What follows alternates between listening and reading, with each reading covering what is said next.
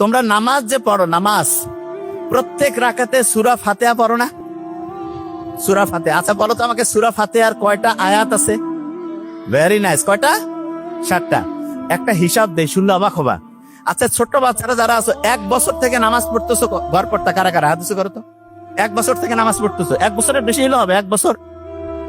আচ্ছা আচ্ছা, বড় মানুষ যারা আছে তারা 1 বছর থেকে নামাজ, তার বেশি বললে কোনো সমস্যা নেই, হাত উঁচু করে। 1 বছর বা তার বেশি নামাজ পড়তেছে, হাত উঁচু করা যাবে। 1 বছর বা তার বেশি নামাজ।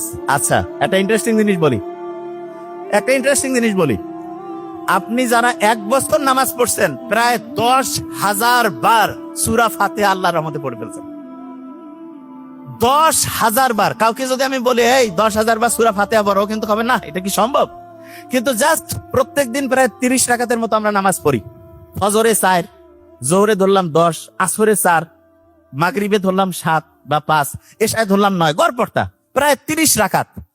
1 মাসে 900 রাকাত, 1 বছরে 10,800, আরো কয়েকশো বাদ দিলাম, 10,000 বার সূরা ফাতিহা আমরা পড়ছি। লাভটা কি হয়েছে?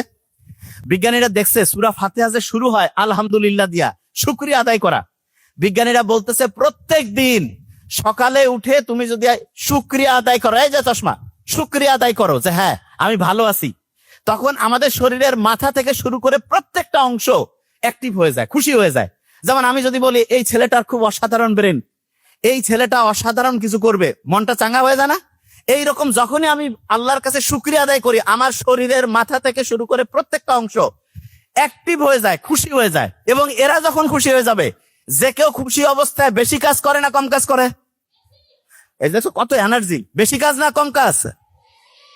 তাইলে আমাদের মাথা থেকে পা পর্যন্ত সবগুলো জিনিসকে যদি আমি খুশি করতে চাই, আমাকে আলহামদুলিল্লাহ বলতে হবে। কি বলতে হবে? তা আলহামদুলিল্লাহ তো এমনিতে বলতে মন চায় না, এই জন্য আল্লাহ নামাজের মধ্যে প্যাকেট করে দিয়ে দিছে। প্রত্যেক নামাজে আমরা সূরা ফাতিহা পড়ি, আলহামদুলিল্লাহ রাব্বিল আলামিন দিয়ে শুরু করি। আল্লাহর কাছে হচ্ছে শুকরিয়া আদায় করলাম, আমাদের শরীরের যত অঙ্গ প্রত্যঙ্গ আছে এরা খুশি হয়ে গেল যে আমরা ভালো কাজ করতেছি, তখন কাজের গতি আরো বেড়ে গেল।